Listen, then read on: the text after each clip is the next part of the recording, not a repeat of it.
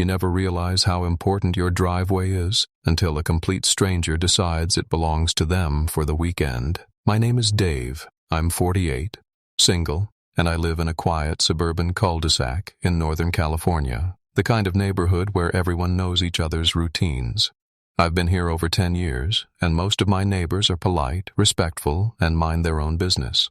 That's why this story hit me like a freight train. It all started on a Friday afternoon in late spring.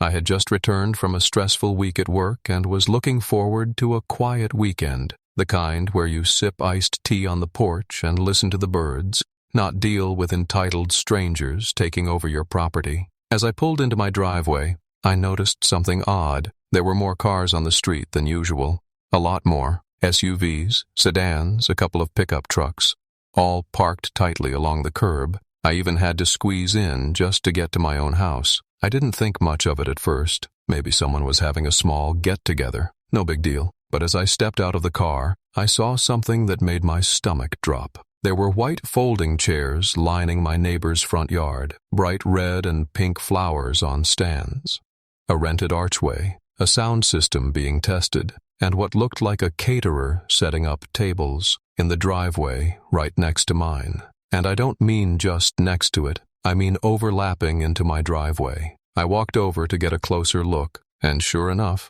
half of my driveway was blocked by a white rental tent. Not only that, but someone had parked a large catering van directly in front of my driveway, completely blocking me in. You've got to be kidding me. I walked over to the van and looked around, trying to find someone in charge. I finally spotted a woman in her late 20s with a headset on, barking orders at a few teens moving tables. I approached her calmly. "Excuse me," I said. "This is my house right here. That van is blocking my driveway." She didn't even look up from her clipboard. "We'll be done setting up in a couple of hours. The wedding's tomorrow. It's just for the weekend." I blinked. "That's not really the point. You can't block my driveway." She gave me a fake smile and gestured around. "It's just a small wedding. The bride's cousin lives here. She got permission from the homeowner." "That's great," I said, trying not to lose my temper. "But I didn't give permission to have my driveway used.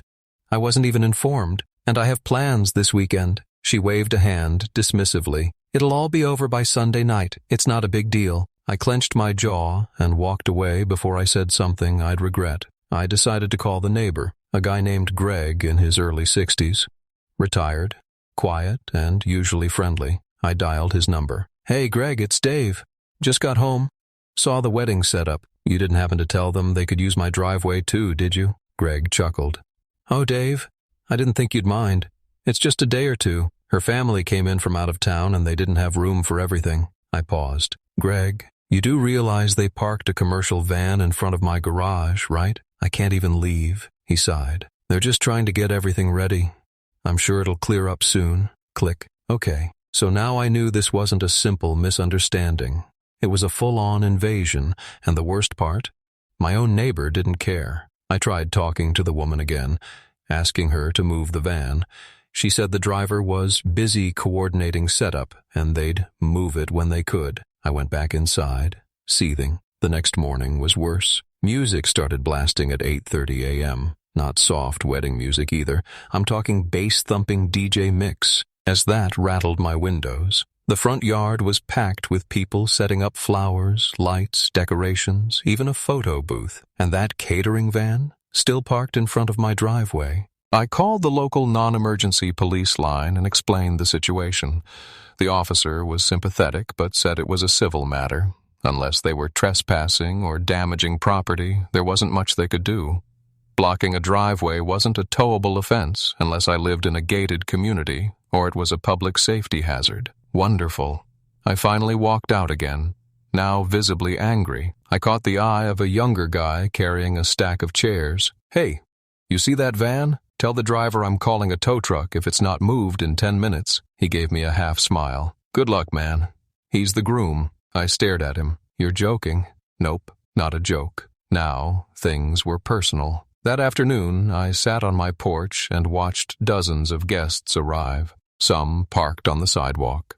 Some double-parked on the street. At one point, a guest even walked across my lawn to cut through to the backyard. I couldn't believe what I was seeing. but I kept calm. I didn't yell. I didn't confront anyone. Instead, I went inside and pulled out an old file folder labeled HOA documents. Then I poured myself a cold drink, sat down, and started reading. That's when I found it. A line buried in the Temporary Event Guidelines section. Any private event exceeding 20 attendees, including non-resident guests, must submit a formal notice to the HOA at least 10 days prior. All street parking must comply with public safety rules. Obstructing driveways or emergency access points is strictly prohibited and may result in fines or towing at the event host's expense. I smiled, because they hadn't just blocked me in. They had broken 3 separate rules, and I had it all in writing. That night, after the wedding wrapped up and the guests were starting to leave, that's when the idea came to me. If they thought blocking my driveway was okay, wait until they saw what happened when I blocked the whole street. They say revenge is best served cold, but I prefer it petty, lawful, and with a clipboard in hand. After finding that HOA clause, I knew exactly what I was going to do, but before anything else, I made sure to document everything. That night, after the music died down and the crowd inside started to thin out, I walked up and down the block with my phone. I took pictures of the catering van still blocking half my driveway, multiple cars illegally parked across sidewalks and fire hydrants, strangers loitering on lawns, including mine, overflow trash bags dumped in my yard's bin, a DJ set up partially on the public sidewalk. I didn't say a word, just documented, silently, calmly, with the fury of a man who had been cornered in his own home. Then I sent a friendly little email to the HOA board. Subject: Violation of Temporary Event Rules, 221 Maple Lane. I attached every image, quoted the clause, included a detailed timeline of when everything began, and finally ended with, not only was my personal property blocked without consent, but there was also a clear disregard for safety, courtesy, and community rules. Please advise on next steps. I'll be expecting a response before the next event concludes tomorrow. That wasn't even the real revenge, just the appetizer. I went to bed with a small smile, knowing Sunday morning would be very interesting. Sunday, the trap is set. By 9 a.m., the second day of wedding festivities had begun. I could hear loud music again, and the smell of brunch being served on someone else's driveway drifted toward my front window. But this time, I wasn't trapped, because overnight, I had moved my car and parked it directly across the cul-de-sac entrance, not blocking the road. Oh no, that would have been illegal. Instead, I parked legally on my side of the street, just close enough to make things very tight for any large vehicles trying to get in or out. Add another parked car across the street? Boom. No way a catering truck or wedding shuttle was getting through. And as expected, by 10:30 a.m., a small panic started building. I sat on my porch sipping coffee, sunglasses on, watching the chaos unfold like it was a matinee show. First, a shuttle van rolled in with new guests. It inched through the narrow space, scraping a bush. Then a second van tried to follow but couldn't make the turn. Horn honking began. The driver backed up, tried again. Still stuck. One of the wedding planners, the same woman who brushed me off on Friday, came storming up my driveway. "Excuse me, sir, is that your car blocking the entrance?" I looked up lazily from my book. "It's not blocking. It's legally parked in front of my property. Want me to call the city to confirm?" She huffed. "We have multiple vendors and guests arriving. Could you move it just for today?" I tilted my head. "Oh, just for today? Like how your catering van was just for today in front of my garage yesterday?" Her eyes narrowed. "I'm sure we can find a way to be reasonable here." I smiled. "Oh, I'm being reasonable. I'm parked legally. I didn't host a 70-person wedding in a quiet residential street without notice. I didn't block your driveway." She turned and stomped off. Round 2, mine. The street becomes a parking lot. Around noon, things really started spiraling. The guests were backed up, trying to park anywhere they could. Some even parked in front of fire hydrants and driveways again, including my neighbor, Mr. Hawthorne's. Now he's the HOA president. Mr. Hawthorne doesn't say much, but when he gets mad, people listen. I saw him come out onto his porch with a phone in his hand, snapping pictures of his own blocked driveway. I could tell he wasn't happy about being left out of the wedding notice list either. By 1 p.m., A police cruiser had shown up in the neighborhood. Apparently, someone had called about unauthorized noise and crowding. I didn't even have to say a word. I just watched as the officer spoke with Greg, my neighbor who had allowed the wedding, and then walked around checking plates and parking spots. A few tickets were issued. The officer made a few polite but firm announcements about emergency access being blocked. By this point, some guests had parked on my lawn trying to get off the street. I had taken photos before they left. The final straw. By 4 p.m., the music quieted. The second ceremony, apparently they had two, was winding down. The guests began filtering out slowly. But then came the final insult. As I walked down to take out the trash, I saw one of the groomsmen urinating. Yes, urinating. Behind a bush at the corner of my property. I froze. He saw me, shrugged, zipped up, and stumbled off laughing. That was it. I walked inside and added the last photo to my growing folder. Then I made one final email to the HOA board, CCing the neighborhood legal liaison this time. Subject: escalated HOA violations. Emergency complaint, attached, 27 photos, 3 videos, and a list of plate numbers. I wrote, multiple city and HOA violations occurred over this unauthorized event, including trespassing, obstruction of emergency routes, noise ordinance violations, and indecent exposure on my property. I request an emergency hearing with the board and demand enforcement action. I will also be contacting a property rights attorney if this is not addressed within 5 business days. And then the HOA struck back. 2 days later, I received a formal letter in my mailbox. Greg, the neighbor who allowed the wedding, was being fined $1,000 for HOA violations and required to appear at the next board meeting. His daughter's wedding, it turns out, had never been formally approved. No permits, no notice, nothing filed.